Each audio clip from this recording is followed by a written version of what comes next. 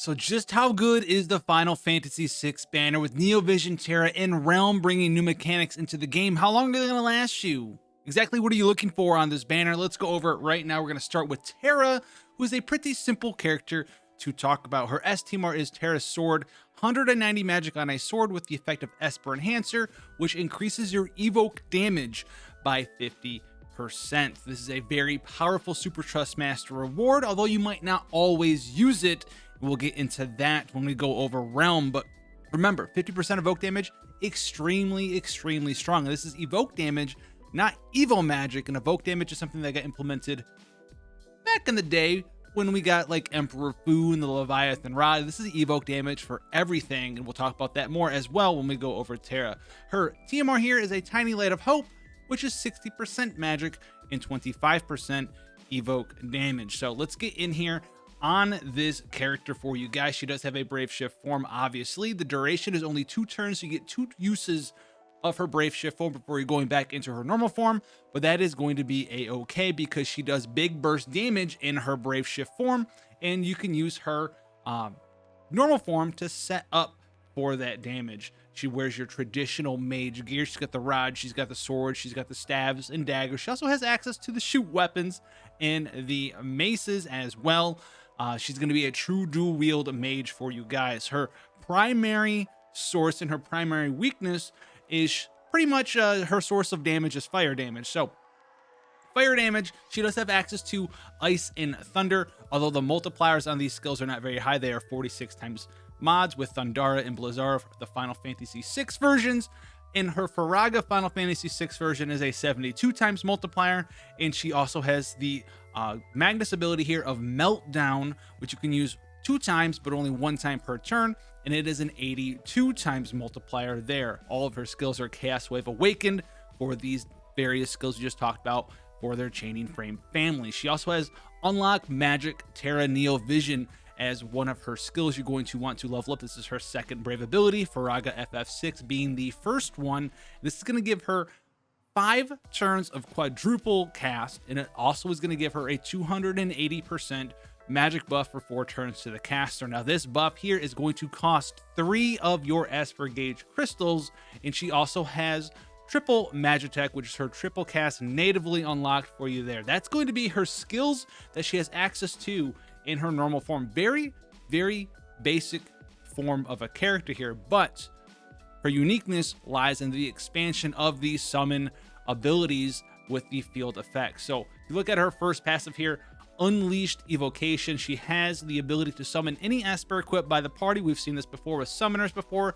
She also gets 60% evoke damage from that as well. Now remember, I'm going to reiterate, evoke damage is not the same thing as evo magic, okay? So keep that in mind there.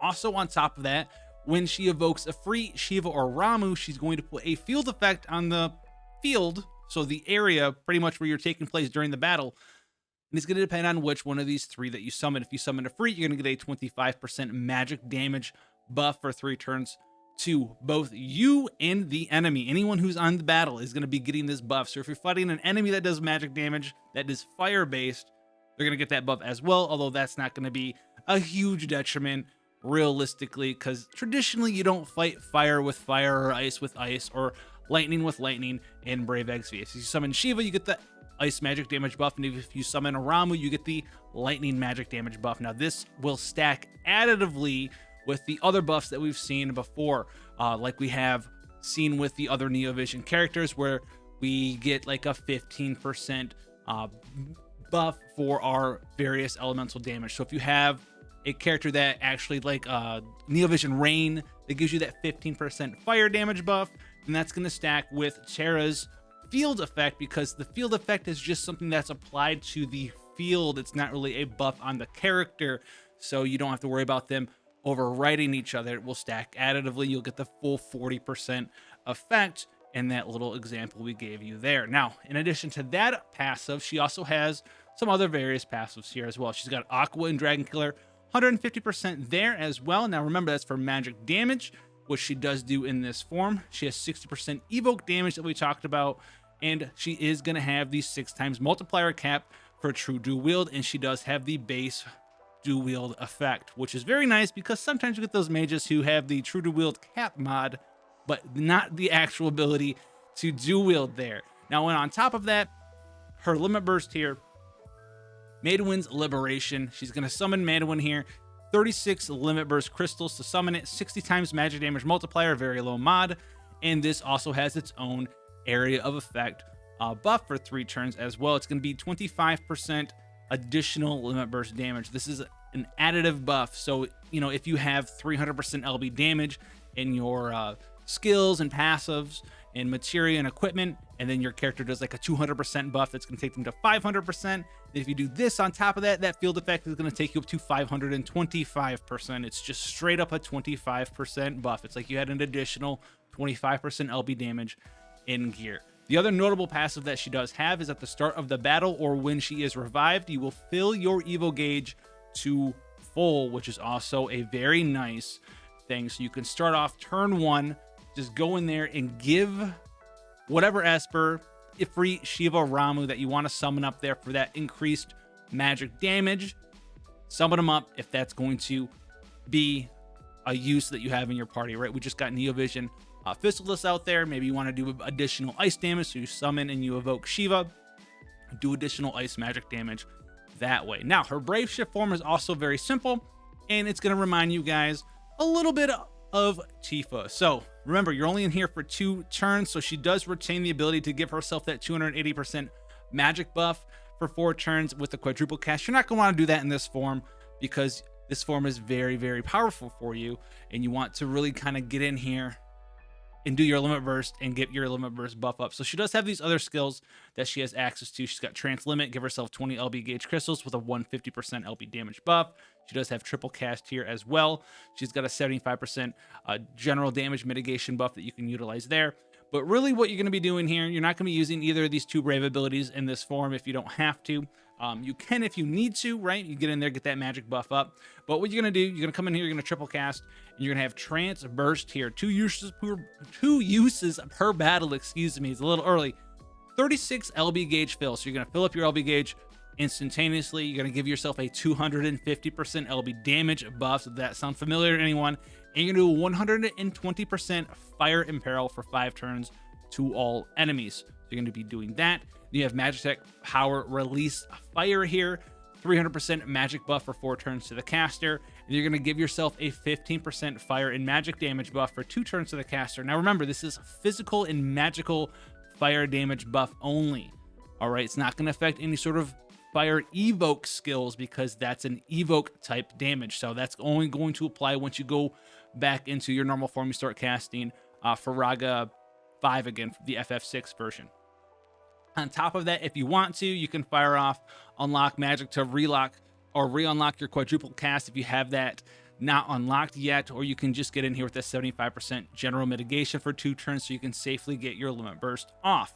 So her limit burst, when you come down here, is going to look a little, not the greatest thing, but it's going to be extremely powerful in a lot of situations for you guys. This is fire evoke damage, 80 times magic mod to 1 enemy. It's a single hit, 36 LB crystals. On top of that, it's going to be backed up by her base stats here. So once again, you get into her passives. She still has the Evoke Shiva, Ramu, Ifrit thing. That's not really what this form's going to be used for. This form's going to have 75% limit burst damage, 60% evoke damage, and 240% evo magic. So like I said before, these are 2 separate things. She is also dual wielding in this form in a true dual wielder with the 6 times mod cap. So this is gonna look a little weird here. I wanted to double check on this before I made the video, and this is the evoke damage formula. We're not gonna go over the whole thing here, but what you can see is that it factors in your evo magic in the formula, and then evoke damage is a separate multiplier. Okay, evoke damage is applied as a straight multiplier, so just like an additional killer separate from evo magic after the other things have been applied. And this multiplier is only applied when it has no Esper name specified. So we've seen stuff before like evoke damage for Leviathan, evoke damage for Bahamut. She just has straight up evoke damage, period here. Same thing with her Super Trust Master Award. So this is going to apply for this evoke skill as well because there are no named Espers here in her passives or on her Super Trust Master award. She also has 240% Evo magic. So she's going to be very, very easy to sort of cap out on your Evo magic / evoke damage, get that extra bonus on your evoke damage, not capping out your evoke damage, but the evoke magic plus the evoke damage. That's a huge deal. You do not have to worry about killers in this situation because it's an evoke skill, and evoke skills don't benefit from killers. So you're looking for Evo magic and evoke damage. Remember, those are two separate things, and it's what you're really going to be kind of gunning for at the end of the day. Maybe you big Terra fans out there, you want to go get 2 of her Super Trust Master, or maybe you pull 2 of them, you hold one up. Remember, guys, if you do pull 2 of them and you want to have 2 of her Super Trust Master award, if you want to use a Super Trust Master Moogle, use it on the Terra that you're going to blow up, okay? If you get 2 Terras, use your Super Trust Master Moogle on one of the Terras before you level any of them, and then blow that Terra up into shards for the Terra you're going to keep. That way, if you ever EX +2 the other Terra, you will have a 0% Super Trust Master completion yet to achieve, and then you can go in there and get that one EX +2 and get the 100% Super Trust Master Moogle for hitting EX +2 and get a second copy of the weapon if that's something I know a lot of you guys have been saving up for.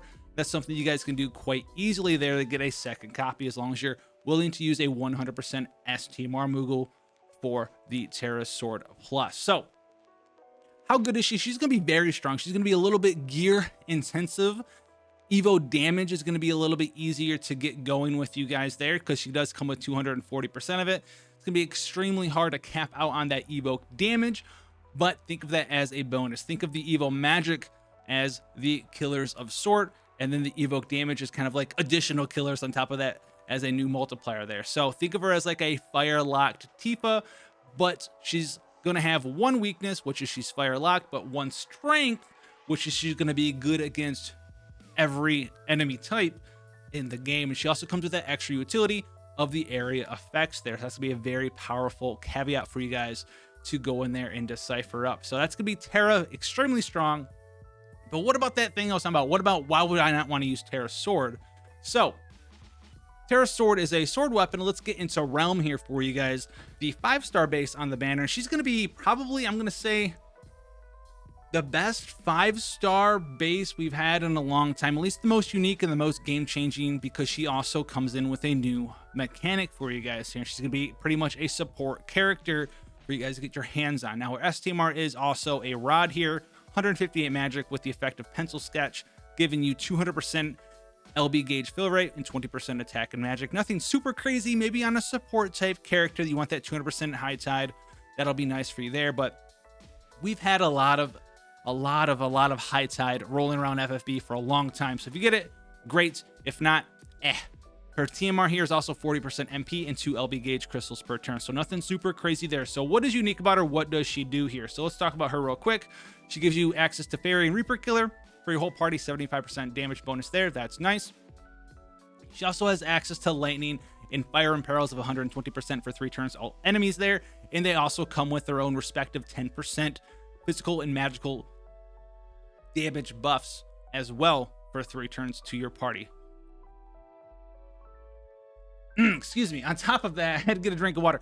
On top of that, guys, she comes up with some attack and magic buffs here. So her other stuff up here isn't super crazy. She's got some LB gauge fill rate, 10, and she's got a 200% attack and magic buff with attack and magic break resist.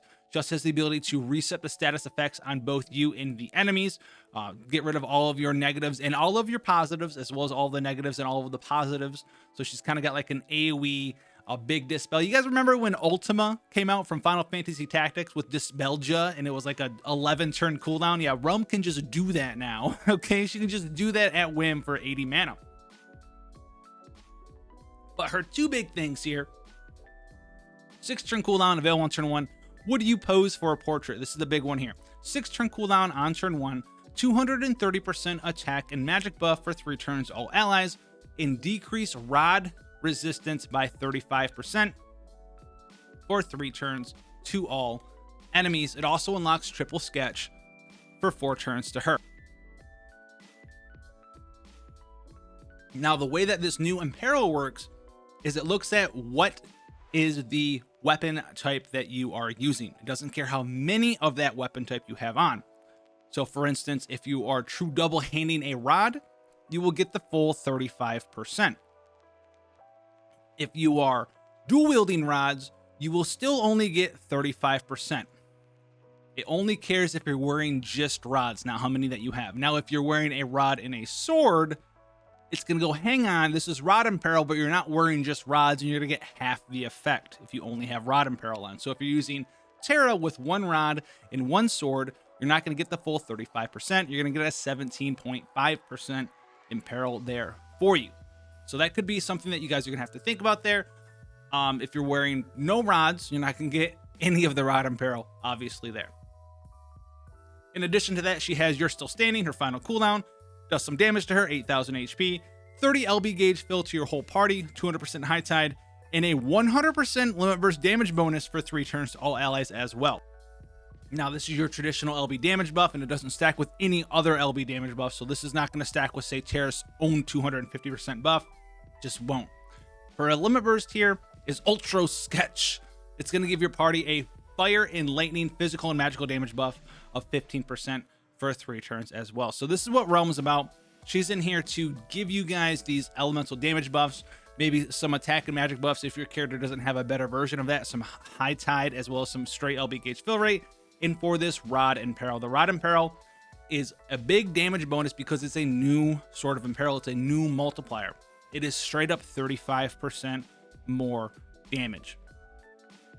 It's just that good. It's really strong in these mage team compositions.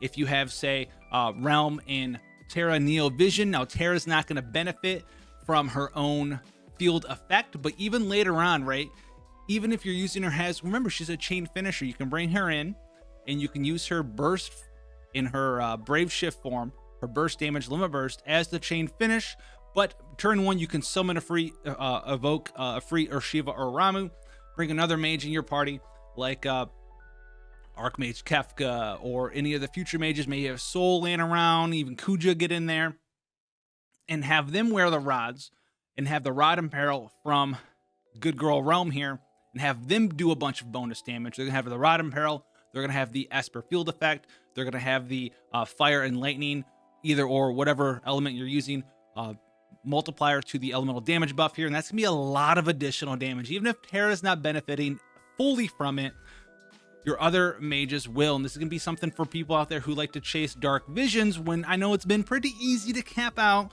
All right, it's going to start getting harder and harder and harder.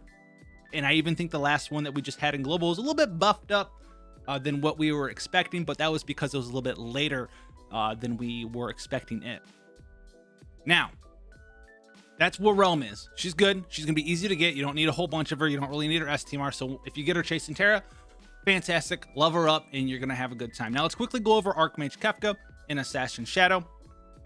Archmage Kefka is pretty basic, but he does have some cool things to talk about. So he's also gonna have an infinite duration on his Brave Shift form. His base form really only has a couple things going for him. He's got the Twisty Turny Blizzaga, which goes up to an 88 times multiplier, Chaos Wave Awakened. He's got Unbelievable, which you can use to hide him from battle and restore some HP and MP. This is kind of more of a meme thing than anything. You'll probably almost never use this. He also has Forsaken, which we had before at 5-star, but this is going to get a buff in his Brave Shift form. Okay, the buff in his Brave Shift form is going to add a 229 times multiplier to it for 99,999 turns. This sounds extremely strong. It's okay, but remember, Forsaken is a non-elemental magic damage attack, but you can use this to re-unlock Quadruple Delirium. You're going to want to use this to re-unlock Quadruple Delirium after you've used his cooldown skill in his Brave Shift form. His basic form is almost something you never want to use, so his Brave Shift form is what we're going to be looking at here. Now we have Zap Trap Thundaga for the 96 times mod, Chaos Wave Awakened, Thunder damage there. Then he has I'll Destroy Them All to unlock Quadruple Delirium for 5 turns with a 120% Lightning Imperil and a 84% Defense and Spirit Break for 4 turns as well. Then he's got the Warring Triad. So he's got Warring Triad, Demon, Goddess, and Fiend. He's going to have the ability to put a 150% killer buff to either human, beast, or bird for 2 turns on a single ally. This isn't the craziest thing ever because it's single ally, but Masterminds On exists in global, so you can use this to your leisure in Dark Visions as well, which is where he's going to kind of shine for you guys out there who want big human, beast, and bird killers. Maybe you didn't have access to them before. In these mage fights, they are magic damage killer buffs. So there you go, Masterminds On, and your boy Archmage Kefka coming on in for you guys there. Now, one other use you could have here is we do have sweet music, hundreds of voices screaming. This is going to be a barrage style skill here. Physical damage combo, 4 hits, 5 multiplier each for a total of 20 times multiplier to all enemies. You can use this on break gauge fights with the barrage sort of setup there if you want to go about that route, although this should have been nerfed already.